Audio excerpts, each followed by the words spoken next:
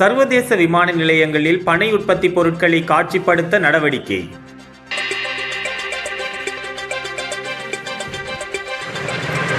இலங்கையில் உள்ள சர்வதேச விமான நிலையங்களில் பனை உற்பத்தி பொருட்களை காட்சிப்படுத்துவதற்குரிய காட்சி அறைகளை திறப்பதற்கு நடவடிக்கை எடுக்கப்படும் என்று கடற்றொழில், நீரியல் மற்றும் கடல் வளங்கள் அமைச்சர் இராமலிங்கம் சந்திரசேகர் தெரிவித்துள்ளார்.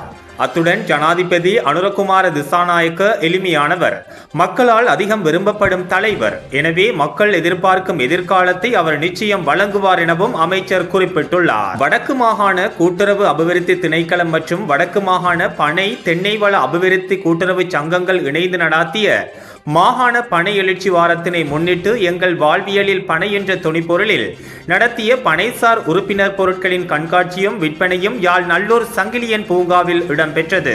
இந்நிகழ்வில் சிறப்பு அதிதியாக கலந்து கொண்டு உரையாற்றும் போதே அவர் இவ்வாறு தெரிவித்துள்ளார். அவர் மேலும் தெரிவிக்கையில், பனை உற்பத்தி துறையில் மாற்றம் ஒன்று தேவை. அதற்கான ஆரம்ப கட்டமாக இந்த கண்காட்சி அமையும் என நம்புகின்றேன். பனை எழுச்சி நிகழ்வை ஏற்பாடு செய்த அனைவருக்கும் நன்றிகள். பனை உற்பத்தி பொருட்களை காட்சிப்படுத்துகின்றவர்களுக்கு வாழ்த்துக்களையும் தெரிவித்துக் கொள்கின்றேன். பனை சம்பந்தப்பட்ட பொருட்களை நவீன பொருட்களாக மாற்ற வேண்டும். உற்பத்தி அதிகரிப்பு உள்ளிட்ட விடயங்களில் நவீன தொழில்நுட்பம் பற்றியும் அவதானம் செலுத்தப்பட வேண்டும். பனை உற்பத்தி பொருட்களை இலங்கையில் உள்ள சர்வதேச விமான நிலையங்களிலும் காட்சிப்படுத்துவதற்குரிய திட்டம் உள்ளது. ஒரு அமைச்சரவை அந்தஸ்துள்ள அமைச்சர் என்ற வகையில் அதற்குரிய நடவடிக்கையை நான் மேற்கொள்வேன். 1,50,00,000 பனை மரங்கள் உள்ளன.